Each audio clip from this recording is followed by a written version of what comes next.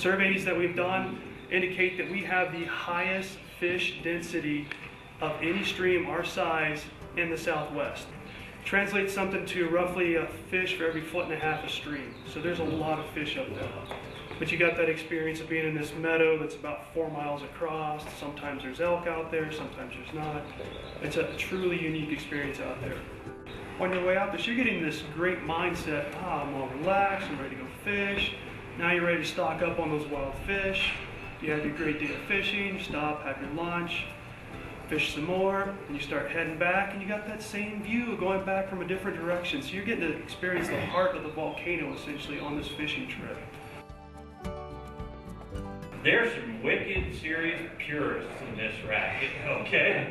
And you know what? Screw them. We're out to have fun, right? Back to the damn movie. Who cares what your cast looks like? You know, I don't care if you use an indicator. The idea is to be out having fun, get your flies over where the fish are. You know, if you look like an absolute, kook doing it, who cares? Older style reels just have a central pin, basically, on the spool. So, unfortunately, you need to put on a ton of backing to where you get your fly line out to the edge of the reel. But it doesn't matter, it just adds a little weight to the reel, but no big deal. Want to see this? Folks in the back row. 2 or 3 things come into a decision as to what size tippet you would want to use and or leader, okay? The first is what kind of river you're in, which is what you're talking about. If you're in a giant river, arbitrarily around here, say like the Rio Grande, and it's, like right now, when it's running, 2,000 CFS? By the way, don't wade.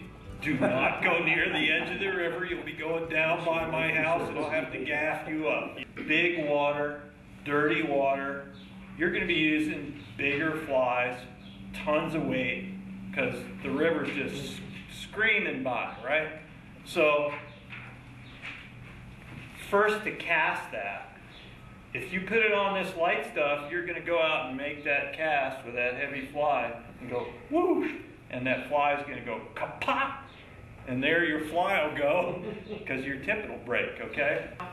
Just like you were tying an overhand knot, you take the end of your pink, the short end, and then the long end of your yellow, right? Make one overhand knot, putting both the long end of the yellow and the pink through the knot, okay? If you look at our little diagram in the book, you have basically, quite simply, what's called a double overhand knot, all right? Don't go out fishing with just one leader.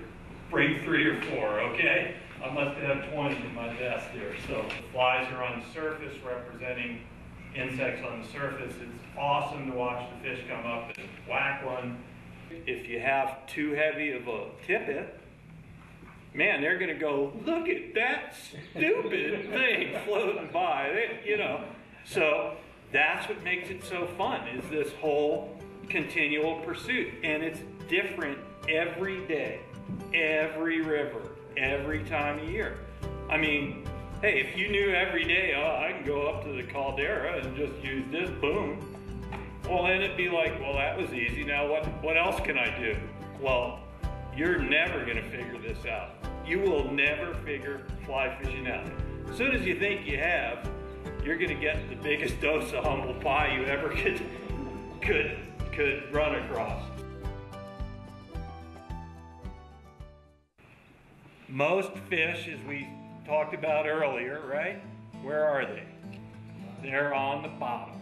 Well, here we are, we're out in this gorgeous river, and that current is just happily going along.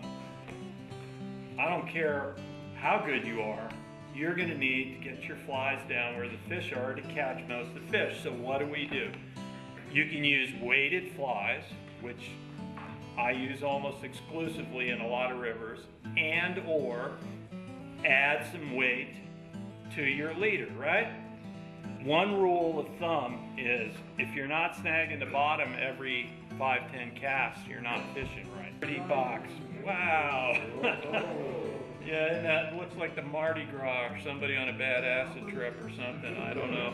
I think if I had to pick 2 wet flies in New Mexico, those would be the 2 I would pick first. A Warden's Worry and a Princeton.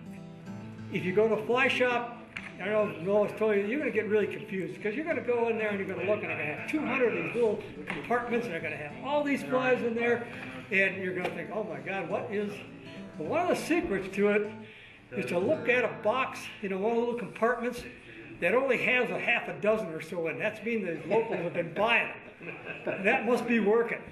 I didn't realize that there was so much involved there, so much that you have to know. I mean, you have to sort of hop inside that fish's little brain to outsmart that little sucker.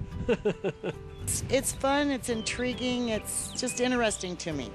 I do a lot of backpacking. I'd like to eat some trout while I'm out there. What I like best is to be able to go out to a lake or stream where it's quiet and get away from the real world.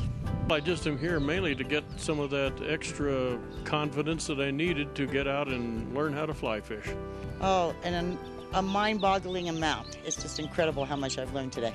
This class, I learned more today than I have in all of the months that I've tried to learn how to perfect this, and it's just amazing what you can do when you learn to relax. Well, folks, I hope you've enjoyed the brief introduction and lessons in fly fishing. Enjoy yourself, get out on the water, have fun, and catch 'em up. Good luck.